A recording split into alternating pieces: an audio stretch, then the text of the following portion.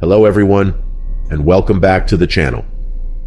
Today, I'm bringing you another true account, a deeply unsettling experience that reminds us how quickly life can turn. Marriage is, for many, one of the most significant events in a person's life. Often, we hold on to the hopeful vision of finding a loving partner, someone who will cherish us, support us, and with whom we can build a lifetime of happiness. But sadly, not everyone's dream unfolds that way. Sometimes, marriage can unleash a storm of unimaginable turmoil, and that's precisely what happened to Sarah, a young woman from Willow Creek, Ohio.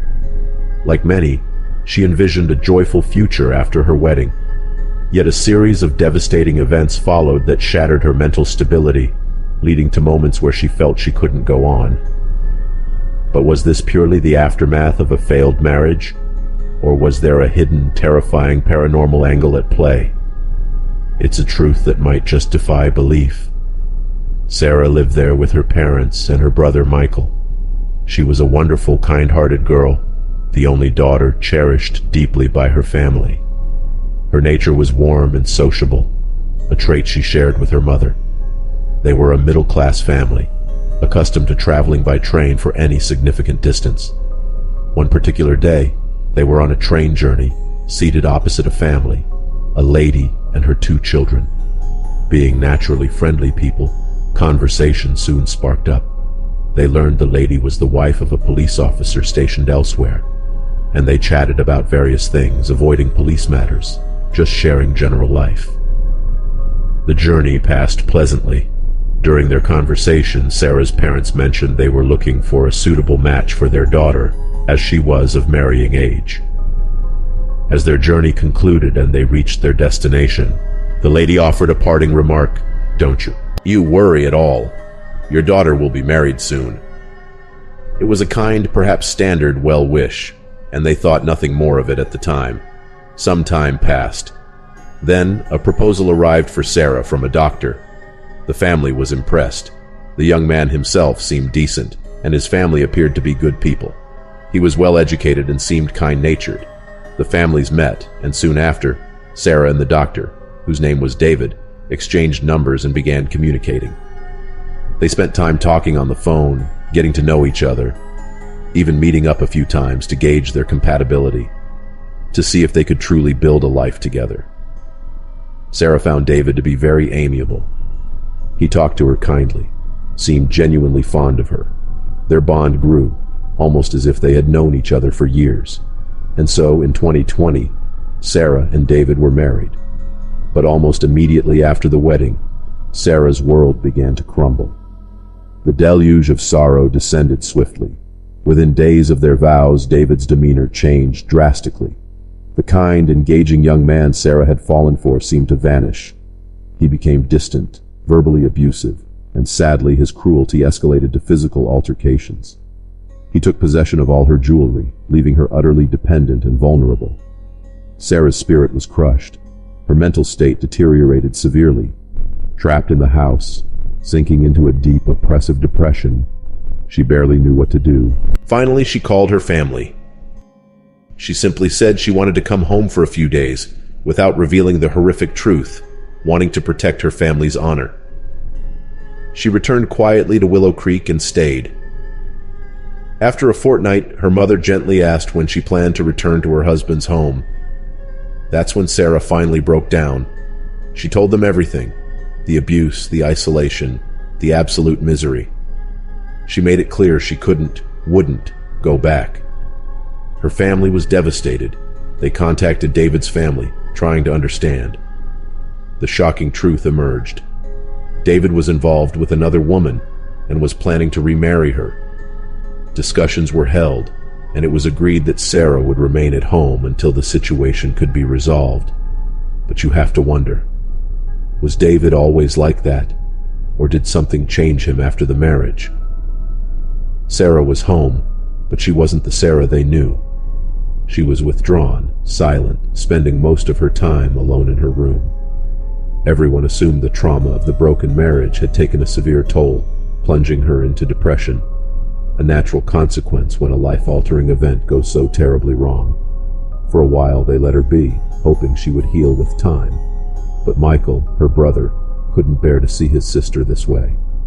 He tried everything to draw her out, talking to her, making jokes, but she would either ignore him or give short, curt, almost harsh replies. Her behavior was increasingly worrying. She isolated herself, speaking to no one. Michael was deeply troubled. He went to his mother saying, "Mom, I don't know what's happened to Sarah. I'm trying so hard to help her, but she's just gone." His mother tried to reassure him, explaining that Sarah had been through something immense, that she needed time and space, but also that they needed to keep a close eye on her. Sarah's depression deepened, reaching a critical level. One night, Michael returned home late. He decided to check on his sister before going to bed. As he reached her room, he found the door ajar slightly. He peered in. What he saw froze him. Sarah was standing near the ceiling fan, her scarf tied around the fixture, preparing to end her life. With a surge of adrenaline, Michael screamed her name, rushing into the room, shouting for his parents. Together they managed to pull her down, saving her life in that terrifying moment. That night shook the family to their core. Sarah had reached the brink. The depression was profound. The next day they took her to a doctor. After hearing everything, the doctor confirmed she was in an extreme state of depression. Medication was prescribed, but the doctor stressed the absolute necessity of constant supervision. Sarah could not be left alone. They removed anything she could potentially use to harm herself from her room and kept a vigilant watch. For days, her mother stayed with her constantly. Slowly, Sarah seemed to stabilize slightly on the medication and began spending time in her room again, though she was still withdrawn. Michael, however, remained fiercely protective and watchful. One night, around 2 or 3 in the morning, Michael woke up.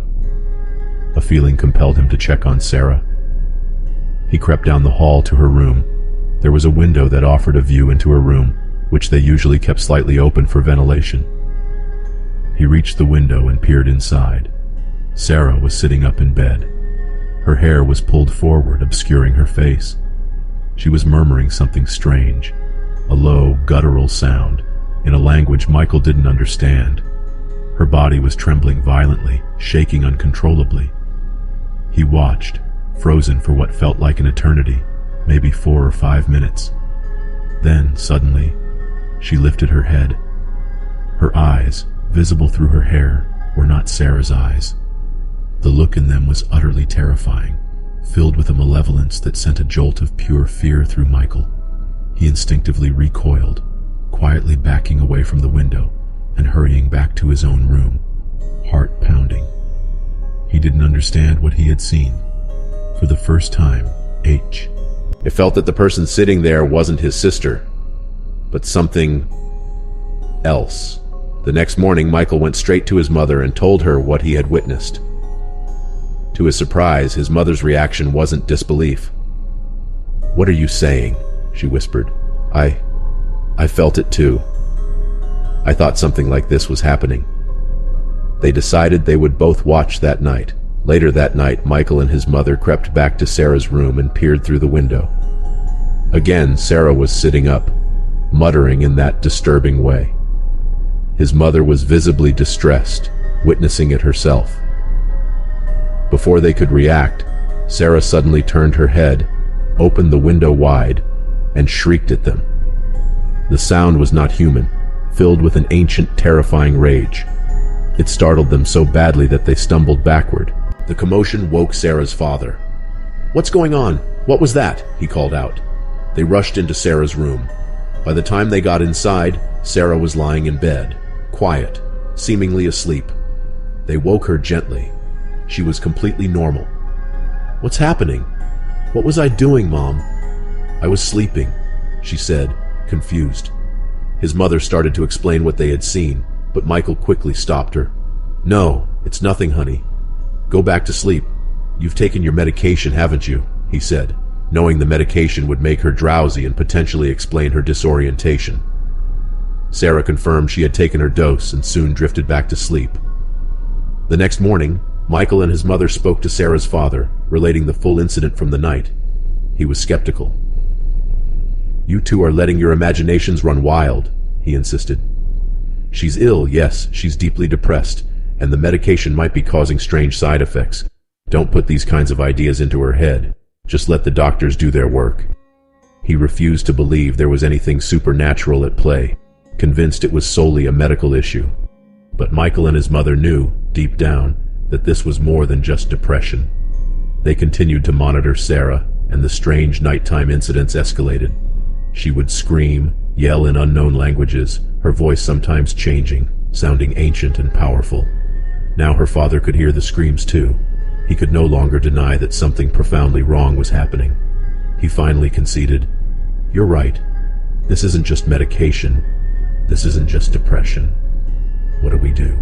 Realizing medical science wasn't enough, Sarah's mother began contacting various spiritual healers, priests, anyone who might understand and help with what they now suspected was a spiritual affliction. They tried several, paid considerable amounts of money, had Ray-T. ULs performed in the house, but nothing seemed to improve Sarah's condition.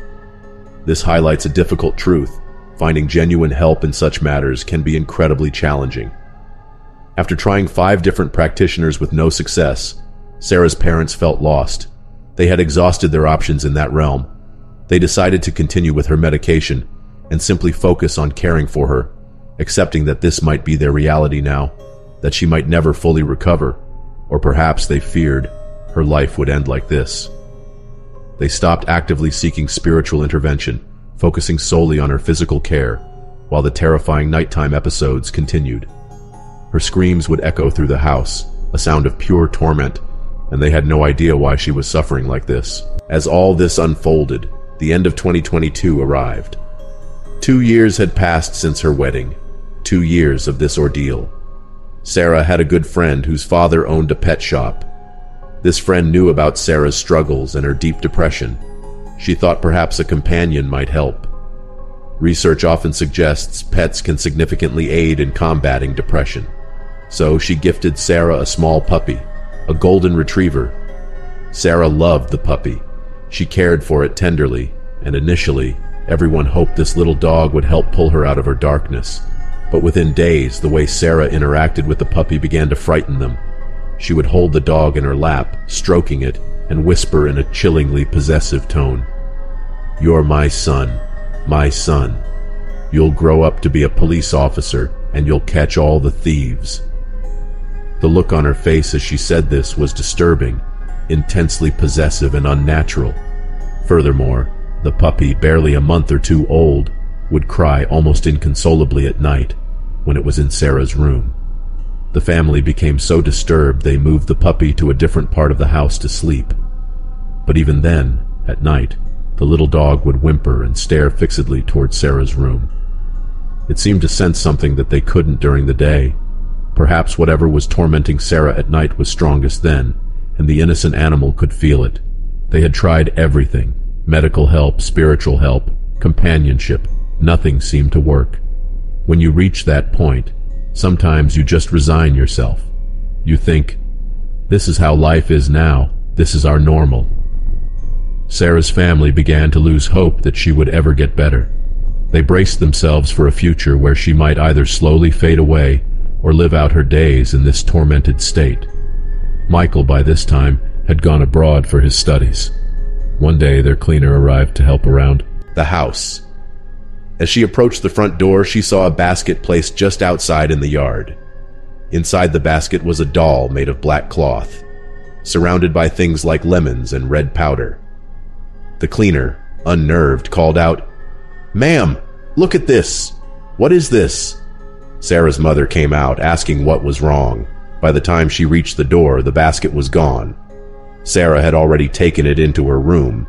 They found Sarah sitting on her bed, holding the black doll. She was cradling it like a baby, talking to it lovingly, like a mother to a child. Sarah's mother was horrified. She screamed at the cleaner, "Get rid of that! Take it outside and get rid of it!" The cleaner, scared, grabbed the basket and the doll and rushed out. As soon as the doll was taken, Sarah erupted. She screamed, a raw, guttural cry. "No, don't! Don't take him away! Don't take him from me!"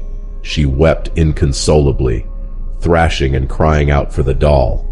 Her mother, distressed, locked Sarah in the room.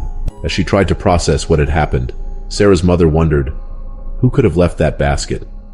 Was it some form of dark magic? And if so, could it be Sarah's in-laws, seeking to harm her further? She tried to investigate, but found no answers. She also reasoned that if it was black magic, surely the priests and healers she had consulted earlier would have detected it. Life continued in this state of uncertainty and torment. 2024 arrived. 2 long years had passed since that terrible wedding day. Among their relatives and neighbors, hope for Sarah had all but vanished.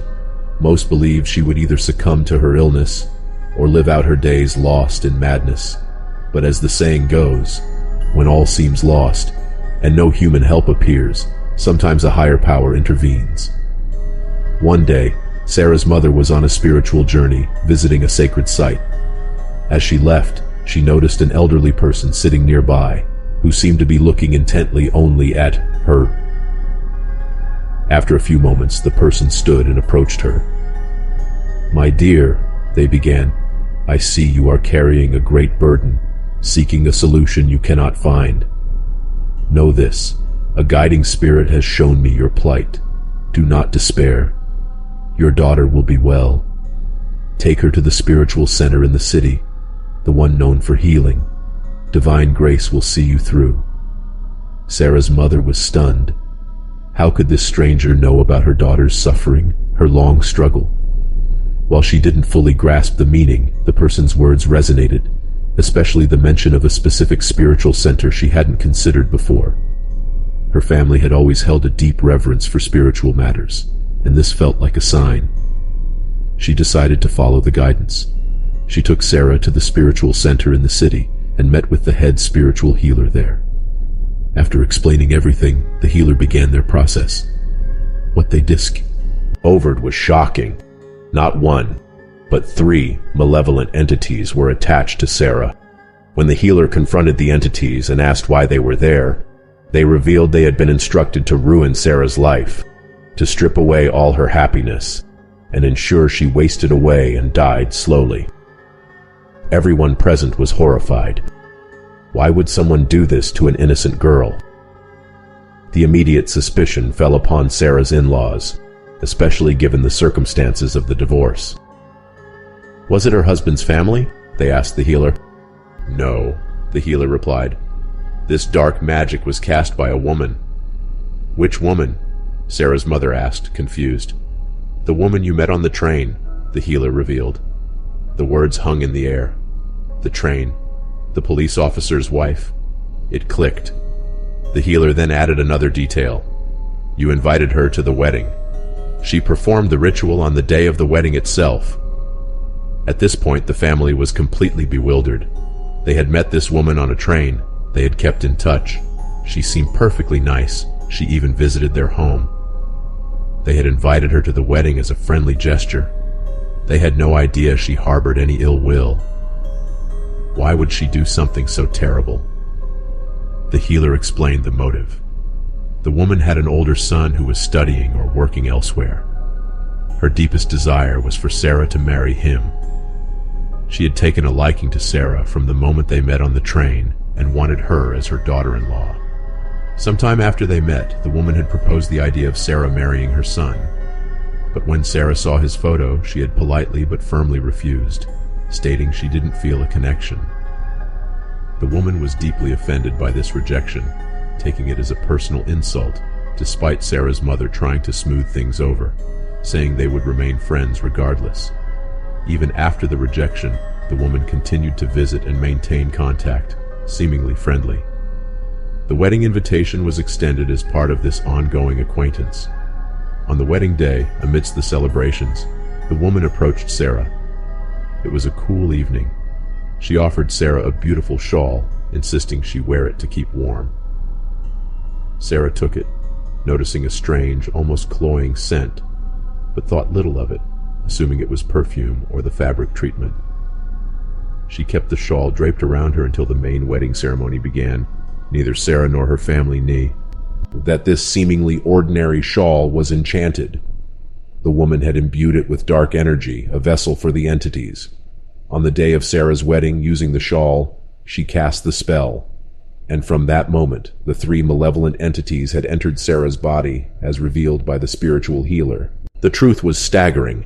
The collapse of Sarah's marriage wasn't solely due to her husband's actions. It was the direct result of the dark magic cast through that black shawl on her wedding day. And the reason behind it all? A woman's wounded pride and vengeful heart after her son was rejected. She couldn't bear the idea that Sarah would marry someone else after refusing her son. It was a twisted form of revenge. "If you won't be my daughter-in-law," her actions seemed to scream, "you won't be anyone's." This woman, seemingly kind and friendly, had exacted a horrific revenge on an innocent girl, destroying her life simply because her son wasn't chosen. Today, Sarah lives far away from Willow Creek. The entities have been removed after the spiritual healing, and thankfully she has not experienced those terrifying manifestations again. She is living a more normal life, but the trauma she endured has left deep scars. The thought of rebuilding her life, especially considering marriage again, is still too overwhelming. The pain and fear from her past experience are simply too profound to face that vulnerability once more.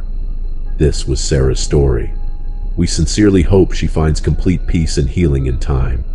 It's a stark reminder that while kindness from strangers is a wonderful thing, perhaps the old saying about being cautious of those we don't know well holds a chilling truth. Maybe the warning about accepting food from strangers on trains should be expanded. Perhaps being too quick to embrace excessive familiarity with those we've only just met can sometimes carry unforeseen and terrifying consequences.